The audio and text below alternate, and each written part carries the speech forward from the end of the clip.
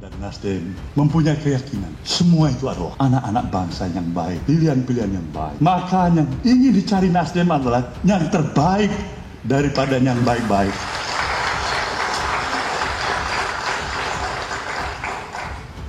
Inilah kenapa akhirnya Nasdem melihat seorang sosok Anies Rashid Baswedan. Orang kaget ketika Partai Nasdem kemarin mendeklarasi Anies sebagai capres secara terburu-buru. Ada apa di balik pencapresan yang terburu-buru itu? Partai Nasdem yang telah mencapreskan Anies Baswedan dan akhirnya menjadikan bukti bahwa Partai Nasdem nggak punya calon yang potensial dan berkualitas. Kelihatan banget kader-kader partai nggak ada yang pantas jadi calon presiden. Jadi saya melihat kayaknya kok hambar pencapresan Anies Baswedan oleh Nasdem. Saya melihat kok kayaknya hambar sekali, seolah-olah ragu-ragu, seolah-olah tidak mantap, seolah-olah sebuah sikap politik yang masih bisa dianulir, yang masih bisa dirubah pada waktu-waktu yang akan datang. Dulu Anies pernah membuat statement bahwa kalau Pak Prabowo maju menjadi calon presiden, Anies tidak akan mencalonkan diri jadi calon presiden. Apakah seorang Anies Baswedan akan konsisten terhadap statement awalnya? Mohon maaf, saya meragukan. Soal Nasdem disebut partai bodoh, senior PDIP mungkin dari kader yang hengkang. Politikus senior PDIP Perjuangan Hendra Supratikno akan bicara ihwal Partai Nasdem disebut partai bodoh karena deklarasi Anies Baswedan. Hendrawan mengatakan PDIP tidak merasa tersindir atas pernyataan Surya Paloh itu. Menurut dia, itu bukan menjadi urusan PDIP. Lebih lanjut, ia mengaku tidak tahu terkait siapa pihak yang dimaksud oleh Paloh. Ia menduga pihak tersebut kemungkinan berasal dari kader Nasdem sendiri. Meski demikian, ia menegaskan PDIP memegang prinsip untuk tidak ikut campur dan menghargai keputusan partai politik lain. Sebelumnya, Ketua Umum Partai Nasdem Surya Paloh menyebut ada pihak yang menganggap Parpolnya sebagai partai bodoh karena mendeklarasikan Anies Baswedan sebagai capres untuk Pilpres 2024. Paloh menuturkan ada pihak yang menganggap Anies sebagai tokoh yang tidak populer sehingga dikhawatirkan membawa pemikiran yang bertentangan dengan di atas komitmen kebangsaan. Menurut Paloh, beberapa pihak juga ada yang mempertanyakan eksistensi Parpolnya sebagai Parpol nasional. Ia menegaskan keputusan Nasdem mendeklarasikan Anies adalah salah satu pihak terbaik. Atas hal ini, ia meyakini mampu merebut kursi kemenangan di pemilu 2024. Menyoal dugaan perkara hukum Lukas NMB, sengkarut korupsi politik dan menguji nyali KPK. Berdasarkan data Komisi Pemberantasan Korupsi, tak kurang sudah 176 kepala daerah tersandung permasalahan hukum. Terakhir dan saat ini sedang ramai dibicarakan masyarakat adalah Gubernur Papua Lukas NMB. Bagaimana tidak, di balik dugaan gratifikasi 1 miliar rupiah yang disangkakan KPK ternyata turut ditemukan adanya aliran dana tak wajar yang mencapai setengah triliun rupiah. Jika kemudian tudingan dan temuan KPK terbukti, maka Lukas bisa dianggap sebagai kepala daerah paling korup sepanjang sejarah. Merujuk pada pernyataan Menteri Koordinator Bidang Politik Hukum dan Keamanan Mahfud MD, Lukas disinyalir melakukan penyelewengan anggaran operasional pimpinan dan pengelolaan Pekan Olahraga Nasional. Dalam konteks ini menjadi menarik jika dibenturkan dengan isu efektivitas pengawasan oleh Inspektorat Daerah. Sebab aliran dana tak wajar Lukas baru-baru ini terdeteksi melainkan sejak tahun 2017, sebagaimana disampaikan Ketua Pusat Pelaporan Analisis Transaksi Keuangan. Hal itu menandakan selama 5 tahun kebelakang praktis peran Inspektorat lemah sebagai aparat pengawas internal pemerintah Provinsi Papua sekaligus benteng awal preventif praktik korupsi.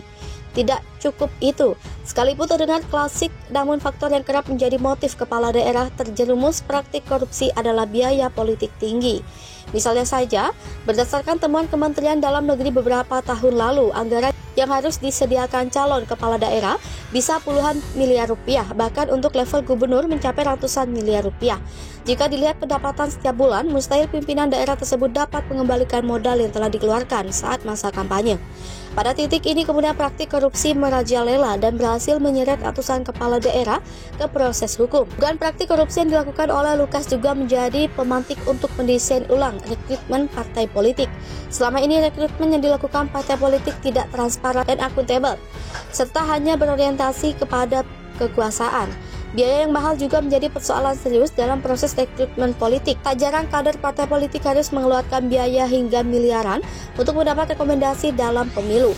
Mereka yang telah melewati proses transaksi haram tersebut pada akhirnya tidak lagi memikirkan kepentingan publik saat menjabat, melainkan berfokus pada cara-cara agar bisa mengembalikan modal fantastis yang telah digelontorkan di awal. Proses yang demikianlah yang kemudian menjadi akar dari praktik korupsi. Rekrutmen politik semestinya sejak awal menitik beratkan pada kapabilitas serta nilai-nilai integritas dan anti korupsi.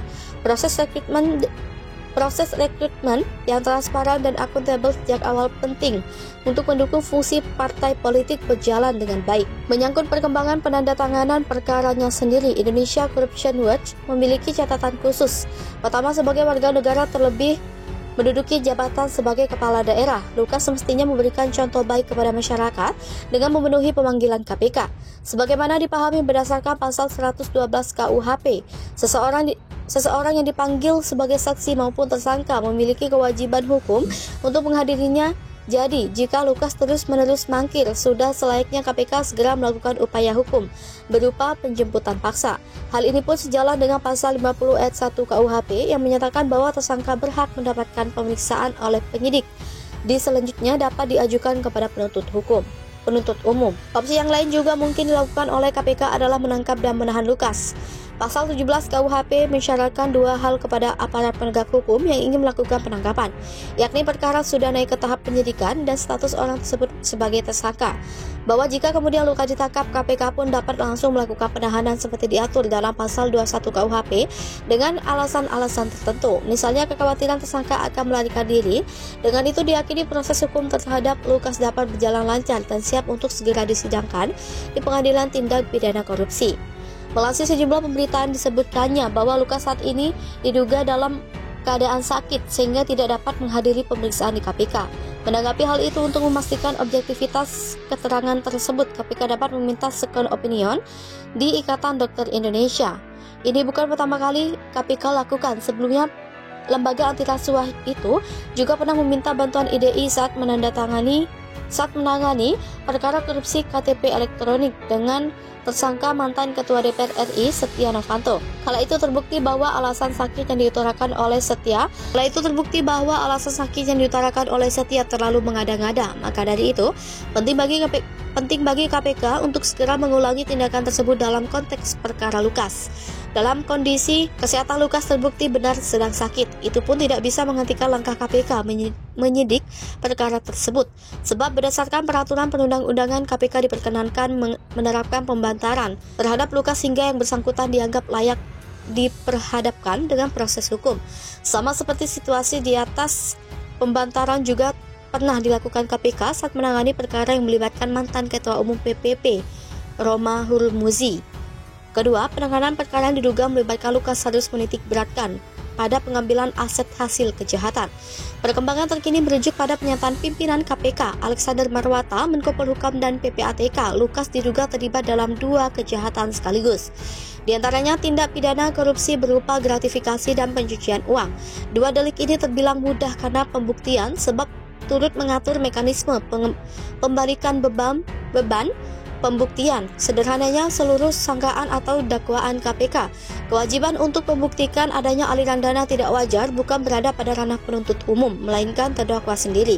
Sederhananya, jika terdakwa tidak bisa membuktikan penerimaan itu didapatkan dari hal wajar, maka aparat penegak hukum melalui putusan pengadilan dapat langsung merampas aset-aset tersebut. Partai Nasdem ingin cawapres Anies Baswedan tokoh non-parpol, sinyal untuk Andika Perkasa.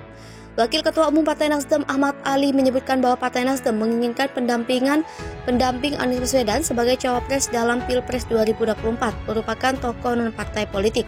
Keputusan ini menurutnya bisa menciptakan agar koalisi tetap stabil dalam menghadapi Pilpres 2024 mendatang. Dikutip dari wartaekonomi.co.id, jaringan suara.com, tokoh non-partai yang akhir-akhir ini dekat dengan Anies adalah Panglima TNI Jenderal Andika Perkasa. Menurut penjelasan Ali, Nasdem memberikan kesempatan kepada orang-orang yang bukan kader partai politik, tentunya dengan kompetensi dan integritas untuk maju pada Pilpres nanti. Hal itu seperti saat Nasdem mengusung Anies yang notabene akan merupakan kader parpol. Lebih lanjut, menurutnya Nasdem ingin menyampaikan bahwa tak selamanya kader parpol yang berhak maju sebagai presiden. Sementara itu, Ali juga menyampaikan bahwa saat ini komunikasi dengan Partai Demokrat dan PKS masih terus berjalan meski hingga saat ini belum ada keputusan lantaran masih proses menyamakan visi dan misi.